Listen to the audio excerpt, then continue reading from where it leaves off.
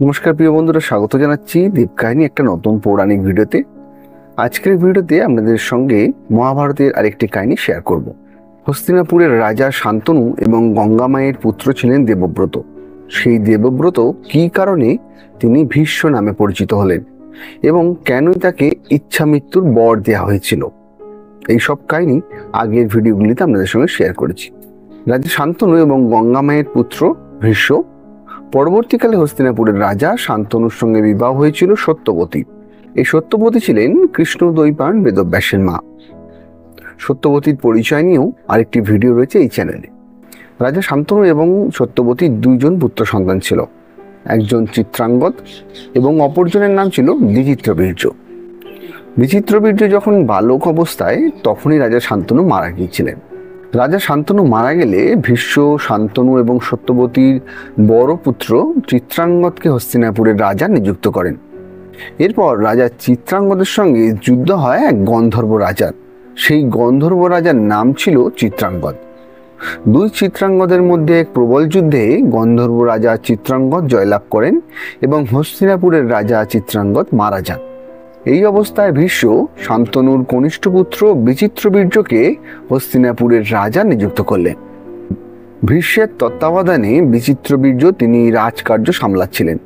এরপর বিচিত্রবীর্য যখন যুবক হলেন তখন তার বিবাহের জন্য ভীষ্ম গেলেন বেনারসে।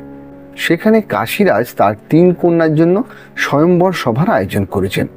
ভীষ্ম সেই স্বয়ম্বর সভা থেকে কাশীরাজের 3 কন্যা অম্বিকা এবং অম্বালিকাকে অপহরণ করে হস্তিনাপুরে নিয়ে এলেন। এই সময় কাশীরাজের জ্যেষ্ঠা কন্যা অম্বা বললেন যে তিনি শাল্ব রাজাকে বিবাহ করতে চান। এই কথা জেনে ভীষ্ম অম্বাকে দিয়ে এলেন শাল্ব রাজার কাছে। কাশীরাজের বাকি 2 কন্যা অম্বিকা এবং অম্বালিকার সঙ্গে ভীষ্ম বিবাহ দিলেন বিচিত্রবীর্যের। বিবাহের কিছুকালের মধ্যেই বিচিত্রবীর্য এক কঠিন রোগে আক্রান্ত হলেন এবং অপুত্রক অবস্থায় মারা গেলেন। এই সময় হস্তিনাপুর সাম্রাজ্য এক কঠিন পরিস্থিতির মধ্যে পড়ল। রাজা মারা গিয়েছেন অপুত্রক অবস্থায়। অপরদিকে অপর এক রাজপুত্র দেবব্রত বা ভীষ্ম তিনি প্রতিজ্ঞা করেছেন যে তিনি সারা জীবন ব্রহ্মচর্য পালন করবেন এবং কখনো রাজ্যভার গ্রহণ করবেন না। তাই পরবর্তীকালে রাজ্যভার পালনের জন্য প্রয়োজন একজন বংশধরের। এই ক্রাইসিসের সময় পিতামহ ভীষ্মকে রাজ্যভার নেওয়ার অনুরোধ জানালেন মা সত্যবতী, কিন্তু ভীষ্ম তাতে রাজি হলেন না। বরং তিনি পরামর্শ দিলেন 2 বিধবা রানীর গর্ভে ক্ষেত্রজ পদ্ধতিতে সন্তান উৎপাদনের জন্য। সেই সময় ক্ষেত্রজ সন্তানকে বৈধ সন্তানই মানা হতো। যখন কোনো রাজা বা পুরুষ মারা যেতেন তখন কোনো ব্রাহ্মণের মাধ্যমে সন্তান লাভ করতে পারতেন সেই যুগের নারীরা। এই সন্তানকে ক্ষেত্রজ সন্তান বলা হতো।